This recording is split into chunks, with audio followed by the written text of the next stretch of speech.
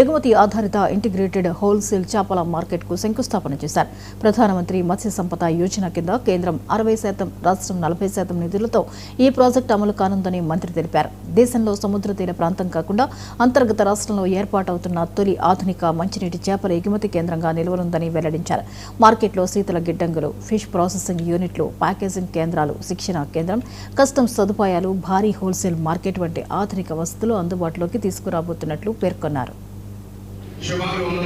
International fish market retail outlets 47 కోట్లతో కేంద్ర రాష్ట్ర ప్రభుత్వాల సమన్వయంతో ముఖ్యమంత్రి గారు మరి స్థానిక శాసనసభ్యులు మా మల్రెడ్డి రంగారెడ్డి ఆశీర్వాదంతో ఈ కార్యక్రమాన్ని చేసుకుంటున్నాం.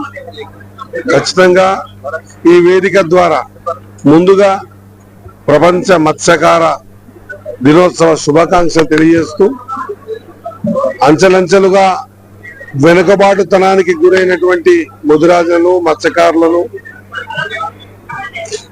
ఖచ్చితంగా ముందుకు తీసుకుపోయే విధంగా ఎన్నో ప్రణాళికలు తీసుకొని దట్టు అత్యధిక సంఖ్య జనాభా కలిగినటువంటి ముదిరాజులకు సంబంధించిన ఎన్నో అంశాల పట్ల ప్రభుత్వం ముందుకు పోయే తీరు ఈరోజు యావత్ తెలంగాణ రాష్ట్రంలో అందరూ కూడా గంగపుత్రులు, ముదిరాజులు, మత్స్యకారులు అందరూ ఆలోచన చేయాల్సిన అవసరం ఉంది.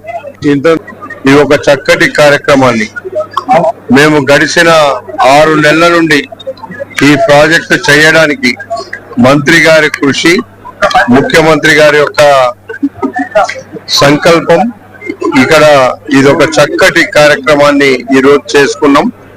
ఈ కార్యక్రమము ఎవరు ఊహించనంత మా యొక్క ముదిరాజ్ సోదరులకు, మత్స్యకార సోదరులకు బ్రహ్మాండమైనటువంటి అవకాశం కల్పించే కార్యక్రమాన్ని 50 కోట్లతో చేస్తుంటే మంత్రి గారికి అడగగానే ఇంకొక 50 కోట్ల రూపాయలు ఈ యొక్క ప్రాజెక్టుకు ఇచ్చి బ్రహ్మాండమైన ప్రాజెక్టుగా చేయడానికి అందరికీ అక్కరొచ్చే విధంగా రాష్ట్ర వ్యాప్తంగా ఉండే మా మత్స్యకార సోదరులు, ఇందులో బెస్త సోదరులు ఉంటారు, ప్రధానంగా గంగపుత్రులు ఉన్నారు.